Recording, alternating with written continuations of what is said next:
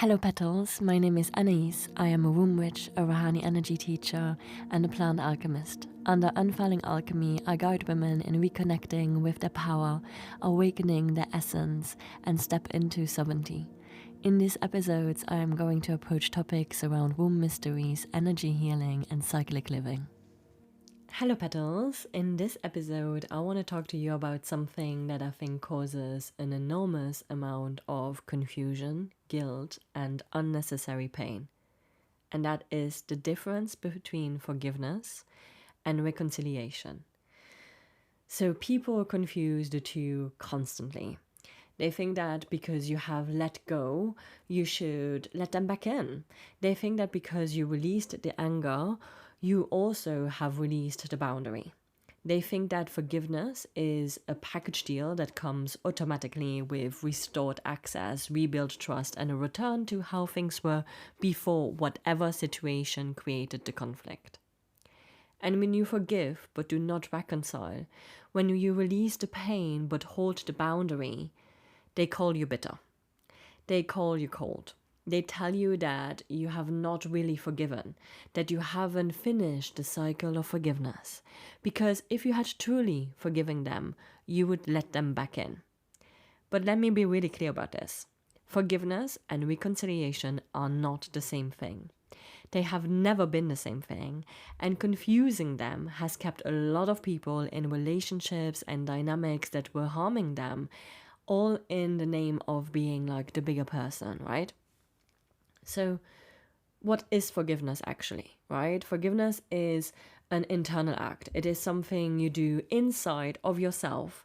It does not require the other person to change. It does not require them to apologize. It does not require them to even know it has happened.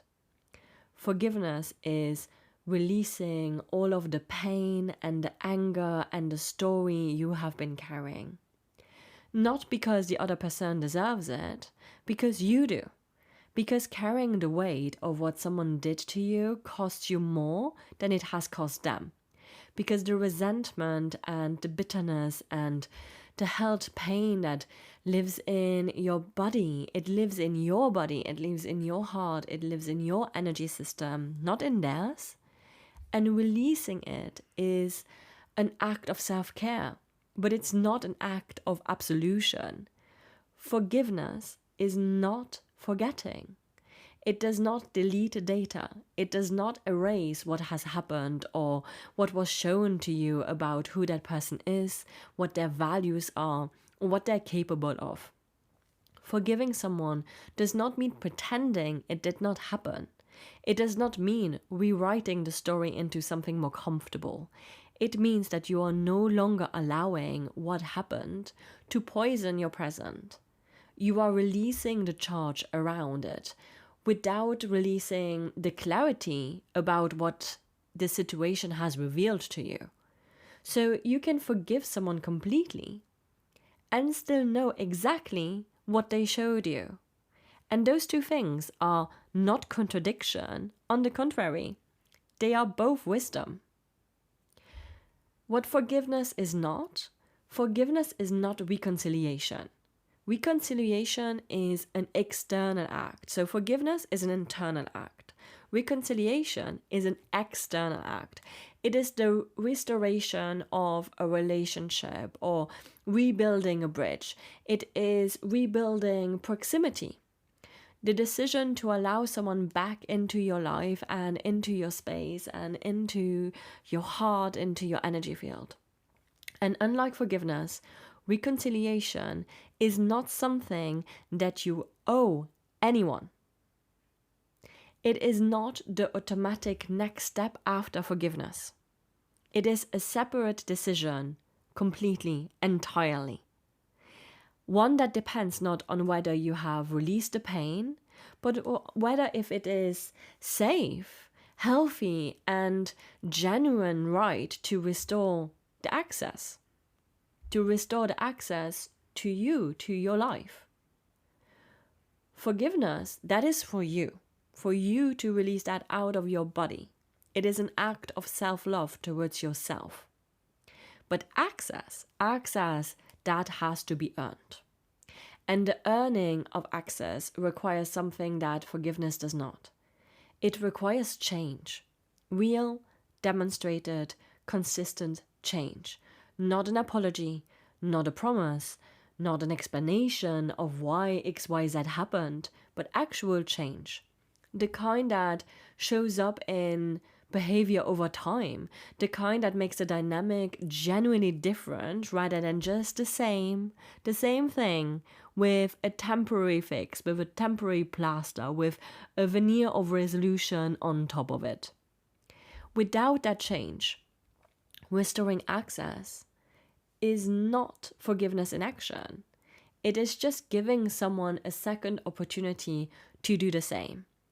And believe me, sometimes we need to go down this route. Sometimes we need to go around a pattern, go around a dynamic multiple times with someone before we are realizing that we are done, before we are realizing that actually, no, wait, I can forgive this person, but I do not need to restore access, right? And of course, in our human dynamics, there will always be situations where we forgive and we restore access and there is real change. But I want you to keep an eye out, right, for the places where you keep forgiving and you keep restoring access, but the same pattern happens again. The same person hurts you in the same way, because actually there has been a confusion between what those two things are and what those two things not only mean to you, but also mean to them. So the confusion, in my opinion, between forgiveness and reconciliation does not happen by accident. It is very much a cultural thing, maybe even sometimes a religious thing, right? If you repent, we're good. So it is deeply embedded in the idea that spiritually evolved, morally superior, the true healed people in this world is the one who takes everyone back, right? Who gives everyone another chance, who demonstrate their healing and their kindness and their open-heartedness by being willing to return to the relationship as if nothing has happened. And there is an enormous social pressure around this as well, particularly when it comes to family.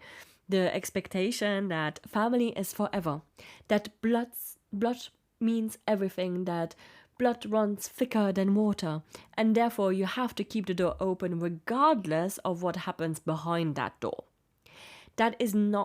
Not reconciling with family members means that you are the one who has the problem, right? You're just not healed enough. Your healing isn't complete. You have not found your way back to the table, right? It is meaning that you still have something to do. You are not kind-hearted enough. It can really easily have like a stigmatization and a negative connotation.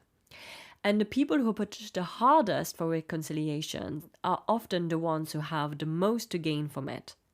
The ones who want their position back, right? Or the ones who gain from you giving access back to that person. The ones that want the discomfort of that situation resolved without having to do the work of actually changing. They frame it as a concern for yourself, for your life, for your healing, of like, why do you always choose difficulty or chaos, right? But what they're actually asking for is their own comfort, right? They want to skip the part about accountability and go straight back to proximity. And this could look like something like a friend really pushing you to reconcile with another friend, because to them it would be easier if everybody were friends and everybody were in each other's like life and spaces, because that avoids needing to deal with conflict. It avoids needing to deal with dynamics. It avoids needing to make decisions about birthday parties and similar social events, right? Because then if everybody gets along, you don't have to make those decisions. So sometimes we have to look at when a person is really pushing for reconciliation, if it is actually for your benefit or for them, right? And I do believe that some people are genuinely like good-hearted in their intention of wanting reconciliation. But it is like really understanding that you do not owe them reconciliation, neither to them nor to the person who you're actually having conflict with, and definitely not to make everybody else's life easier than yours. So if someone is getting upset that you have forgiven them but not restored access, they did not want your forgiveness. What they wanted was their place back into your life. They wanted that connection back. They wanted that status back. They wanted to have access back. And those are two different things, right? And they don't need to be synonymous of each other. They don't need to be linked to each other. So I'm going to share a really personal story here. And yeah, I sat with this one for a little bit to see if I wanted to bring it into the space and speak about it. But clearly I have decided that I was going to share this part of my life with you. So my birth mother was not able to be the mother that I needed her to be. And there were reasons for that, like real reasons. And I understand the circumstances that she was navigating, the generational trauma and patterns that were repeating and shaped her. I understand the cards that she dealt with and the resources she did not have. And I understand that she was doing what she could with what she had at that time. And I honor that as truth. And I honor also that that was not enough for what I needed, especially like as a child. And I have genuinely forgiven her. And that has been, I am actually so proud of myself to be able to say this, because this has been the deepest wounding within my life. And it has been the most humbling healing journey of actually arriving to a place of forgiveness, not as performance, not because someone told me I should, but because I actually did the work, the real slow, painful work of understanding what happened, feeling what it has actually cost me, and choosing to release the charge around it so that I could live my life without carrying this weight for the rest of my life. And I truly, deeply honor her as the gate that brought me into this life, as this pathway that brought me into this life. And I have really released so much, all of the anger that I hold towards her, and all of like that emotional charge that was around my upbringing and the consequences that her actions had on my life. The levels of childhood trauma that I experienced through the choices that she made, either directly or indirectly, of both physical and emotional and sexual abuse. And that has been such a big part of my journey. And my family dynamics being like, really complicated. She has a very different role in my half-sister's life than she has in mine.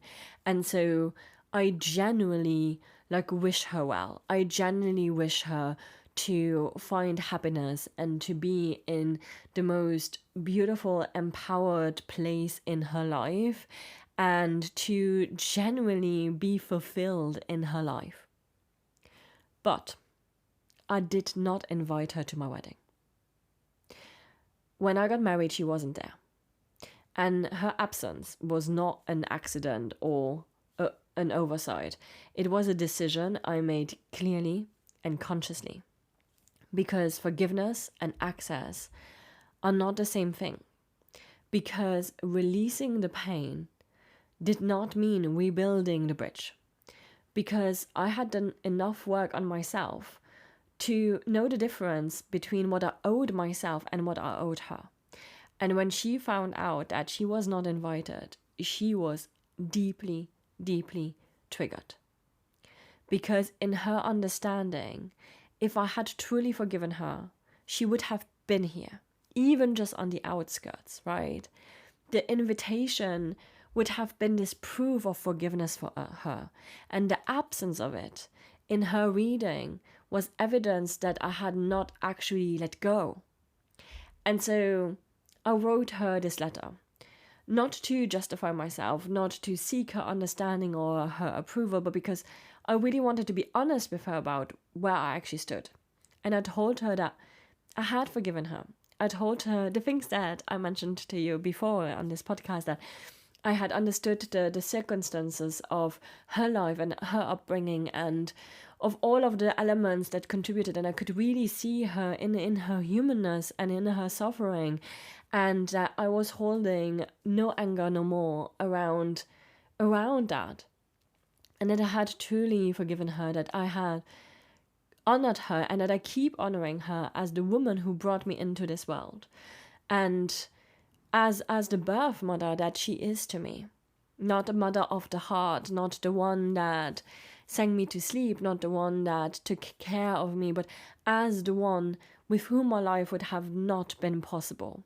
And I deeply, deeply honor her for that.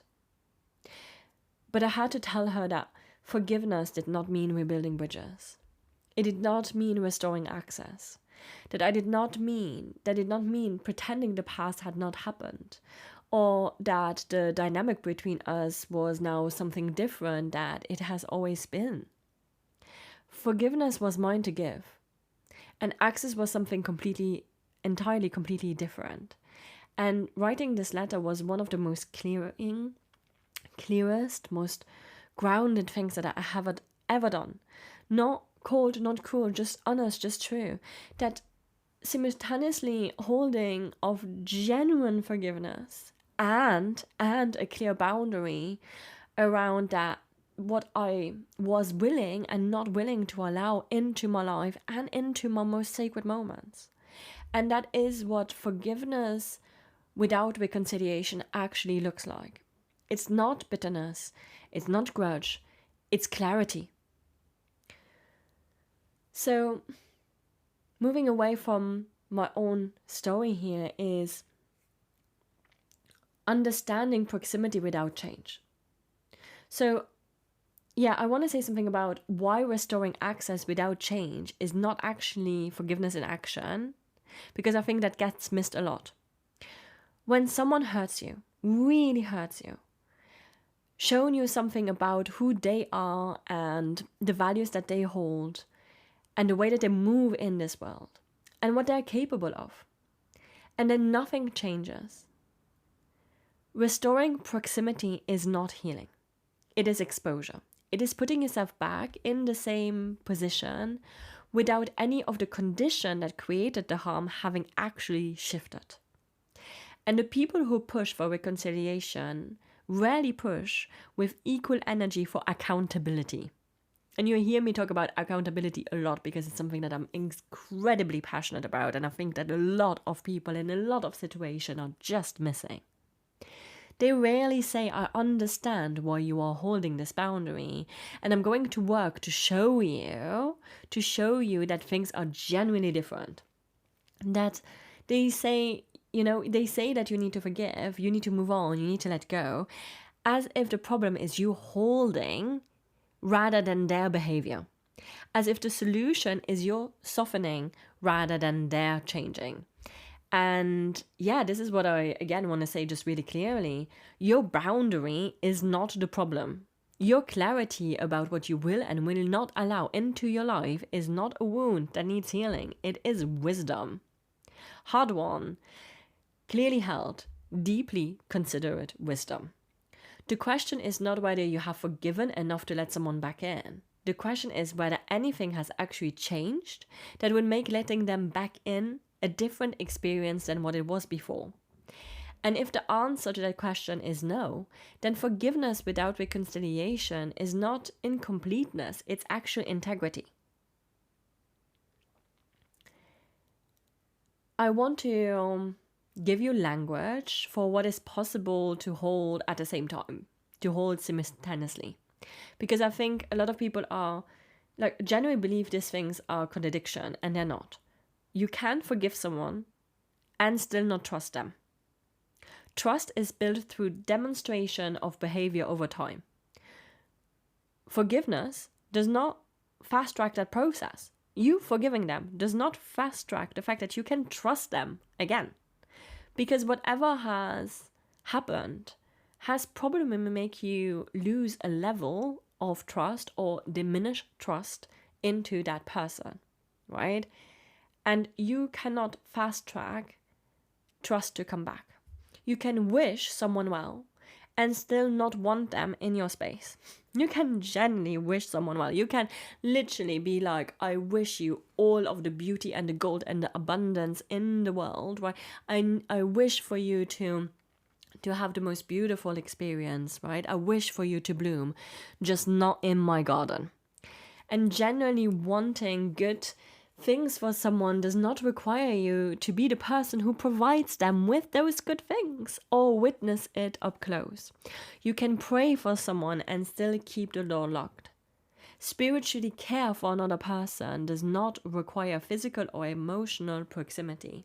Again, talking about my own experience here with my birth mother, I frequently put candles on for her at home in my altar, or when I am in Glastonbury, when I am in temple and sacred spaces, like for her healing, for her to overcome like her challenges.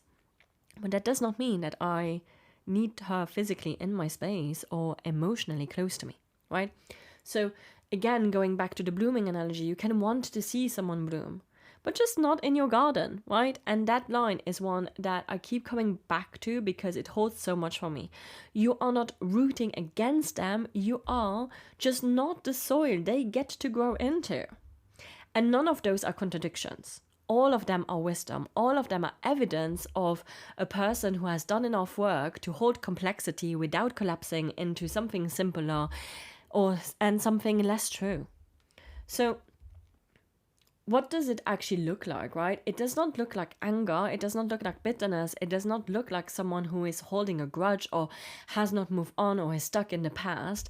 It looks like someone who is clear, who is in peace with what has happened and with the decision that they have made about what's come next, who is not performing reunion they do not feel like in order to make other people more comfortable, who have chosen their own peace over the social expectation of reconciliation. It looks like someone who understands the difference between what they owe themselves and what they owe the person who hurt them. Forgiveness does not come with a key. You can forgive someone and still not be welcome, right? You can be released from someone's anger and still not be restored in their life. Those things can coexist without contradiction. And if you have been ever made to feel that your refusal to reconcile means your forgiveness is not real, I want to say it really clearly. Your forgiveness is real. Your boundary is also real. And you do not have to choose between the two.